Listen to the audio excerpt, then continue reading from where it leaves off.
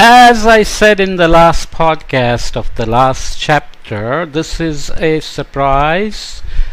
We are going to try and read a book called The Lorax, which is by Dr. Seuss. He was an American author who died in 1991 at the age of 87, I think. He wrote lots of children's books, some 68 or so, and he was a cartoonist as well, Cat in the Hat and lots of nice books. And The Lorax was one of the early books which actually tried to raise the issue of the environment. Here it says Earth Friendly Lorax Project. So one has to be careful because this is a book that is very popular and is seen as a good book with a good moral story of a kid who speaks for the trees. That's very nice. And cutting down trees is bad. That's the message, and a greedy person who tries to do that is the point of discussion here. But when I am putting this on YouTube and reading, I have to be careful because climate change, in which context we are reading this, is a complicated issue. What does that mean? These are often called wicked problems. WICKED problems. If you're too young to know what wicked means, don't worry about it, but the older ones may know what the meaning is. Basically, these are problems where people in a group or across the country, across the state, across town, across village and city are trying to deal with something. Let's say they share, like a river, like a hill, like a forest, okay, and they cannot agree on how best to share it, how to protect it, and so on. And actually, education is one of those wicked problems where parents feel they should have some control on what their children are being taught, and the government may feel that it has the experts to tell them what the books should be, what the topics should be, how the history of a particular country should be taught, and so on and so forth. So wicked problems are difficult to deal with. In fact, there are no solutions. You think problems means we sit together and we find a solution, but they are just sometimes resolved, which means you make an agreement and say, okay, for now we don't agree with each other, but this is how we're going to manage the situation. Which means after some years or a decade or whatever time, more people may get into the picture and say, we are not happy with the agreement or the resolution made before, so then it has to be resolved again. If you're older and you want to learn more, then I have articles in the media called Climate Change as a Wicked Problem. I have a seminar on YouTube that was posted by some place in Bangalore where I gave a talk, and so on and so forth. So with all that in mind, we'll read this and I will raise some complications along the way as well. Let me just say here, let's say the focus is on cutting the trees and whether it's good or bad. Who speaks for the trees?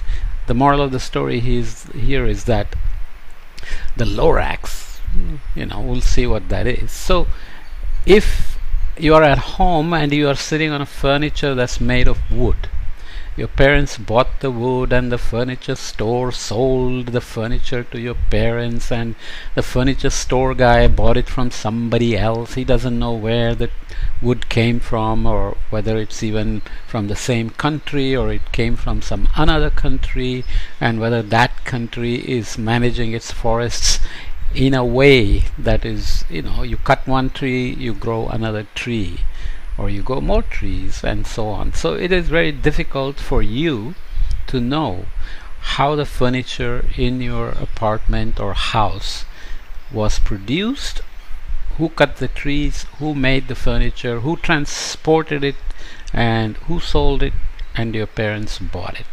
Okay, so it's complicated, so keep that in mind. Why am I saying that? Because I don't want to I want you to think, I don't want to leave you with the impression that climate change is just a question of good guys and bad guys, and we can just find all the bad guys and solve all the problem. When we say we are increasing greenhouse gases, we are burning fossil fuels like coal and natural gas and petrol. We are all doing that. When you go in a school bus, when you live in a house, when you turn on the light, when you drink water, when you eat food, everything is somehow related to energy.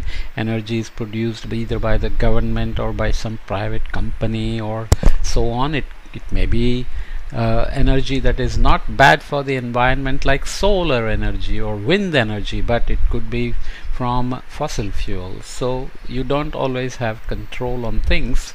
So we can start by assuming that we are all together in this, so we all have to solve the problem.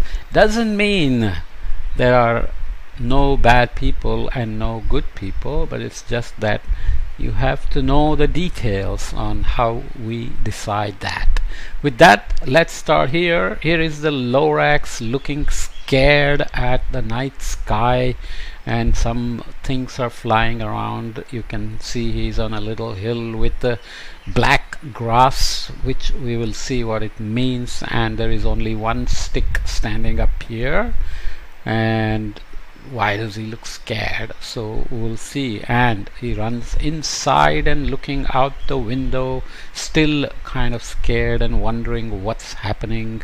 And there are these things which you can interpret as a storm, as snow, as wind, and a couple of grasses here growing. So let's start the story.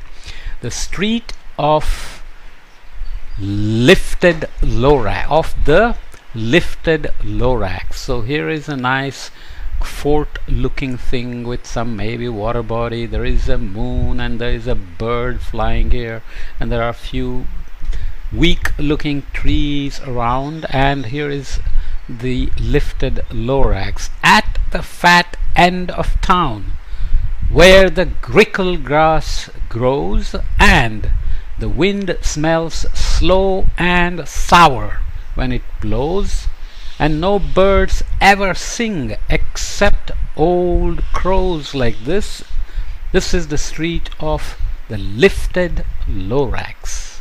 So the grickle grass is a terminology that Dr. Seuss used to say it's somewhere out at the far end of the town. Did I say fat end? The far end of the town, where very few things are growing and the wind smells slow and sour. You can imagine that something is rotting maybe. Okay, and birds have no place to stay, so only a crow is managing to fly around, surviving somehow, and the town is way in the background over there. This is how the story starts. And deep in the grickle grass, some people say, if you look deep enough, you can still see today where the Lorax once stood, just as long as it could, before somebody lifted the Lorax away. So you can begin to get the idea of what the Lorax is. You can see there is the place where Lorax probably stood once, as long as it could, before somebody lifted the Lorax away. Right? You get the idea. So we'll keep building. What is, so I have a hard time, what was the Lorax? So now we are back in the house with the cactus here and the moon. So it's the night time, and there is a porch, there is a little tree here, and there is a tap with dribbling water. What was the Lorax, and why was it there, and why was it lifted and taken somewhere? From the far end of town where the grickle grass grows, the old Onceler still lives here. Ask him, he knows. Onceler, Onceler. If you know English, you know once means once. Onceler is somebody who can tell you about once upon a time what happened when the Lorax was there. And the old Onceler remembers the Lorax before somebody lifted it and took it away, right? So that's what we are going to learn about. Onceler is going to tell about this story of the Lorax. You won't see the Onceler. Don't knock at his door. He stays in his lurkim, cold under the roof, where he makes his own clothes out of muffered moof. And on special dank midnights in August, he peeks out of the shutters, and sometimes he speaks and tells how the Lorax was lifted away. He will tell you, perhaps, if you are willing to pay. So all these words are made up, the clothes made out of muffered moof. You can think of it as some wool-like material or grass material that's made. Dank means it's wet and it's not very dry, and maybe it's snowy, and it doesn't say cold, it says cold here under the roof. So he stays in the lurkim. Let's see what the Google would say about lurkim. So if we say, what is lurkim? Whenever something is written in capital letters, it usually means it's a word. So it's a made up word. So there is lurkim, super lazy, and she does not like to be in friendships that are tiring. That's not the same thing. We have to be careful. It's a surname in Korean origin, but mostly it's from historically its surnames as is evolved, and so on and so forth. So let's not spend too much time. There is a lot of information, but not sure it's all relevant. So just take it as it is. He stays in the lurkim. So let's say this is the lurkim, and there is somebody peeping out of the shadows once in a while, as it says here, right?